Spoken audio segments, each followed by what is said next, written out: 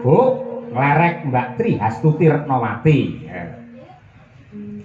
Aja nganti ditinggalke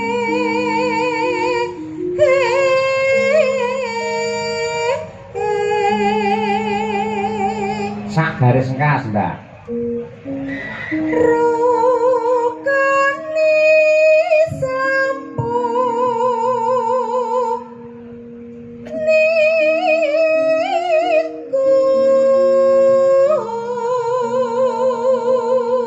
Nglerek Mbak Mira Kirana. Saking Nganjuk. Dari Nganjuk sahadate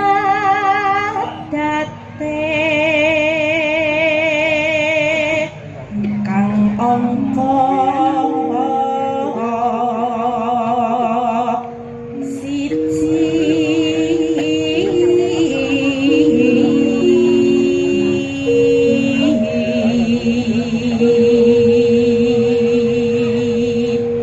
Mas Cahya menika ugi sedulur sedaya utawi Mbah Lurah sak Sukorejo sak kecamatan nggih Mas. Nggih menika rawuh sedaya Mas. Inggih sembah nuwun Bapak-bapak kepala desa ing wewengkon Sukorejo sugeng laras sugeng midhangetaken. Nah, sak garis kan, Mbak. kang angka loro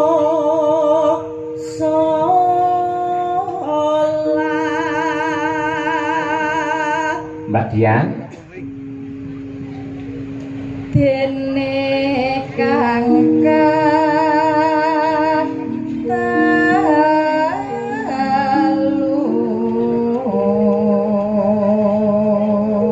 sak garis melih. Ramadan nindake poso Diri kita papat zakat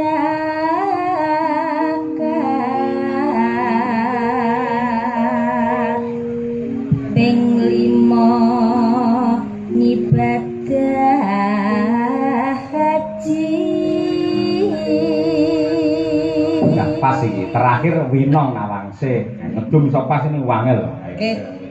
Ngerti wonten luar biasa kados Mbah Lurah Pak Soni. Iya. Pokoke lek ngedum ki ora tau cecet. Lah nggih to, Mas. Pokoke arep pira-pira ya tetep didum padha. Leres. Ya. Rukun Islam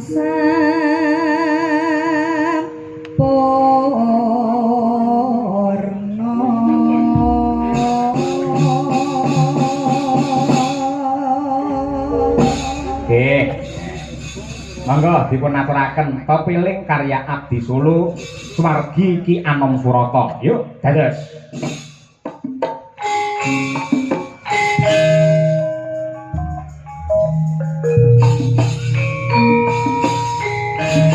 Mbak Mira dan juga Mbak Dian Munasiro. Monggo, sebentar berdua. Mbak Tri Hastuti yang ketiga.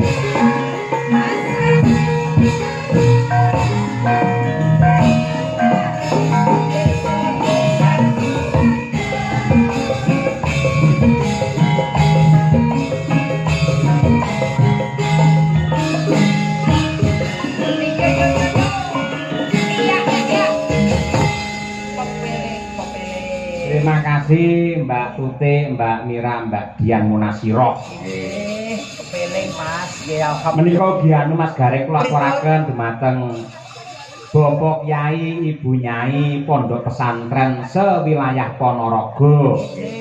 Wabil khusus ing Pondok Wali Songo Ngabar. Mbah Kyai Ihsan, Mbah Kyai Wahid ing sampun momong putune Brahma Kesawa. Lan sedaya kemawon para pengasuhipun nggih ngoten nggih. Niki Mbak Elisa karo Mbak Birgita yo. Nggih, Mbak Elisa Mbak Gubuk Birgita. Asmara. Gubuk Asmara. Nggih, nyambut gawe niku lek teng Ponorogo Mas.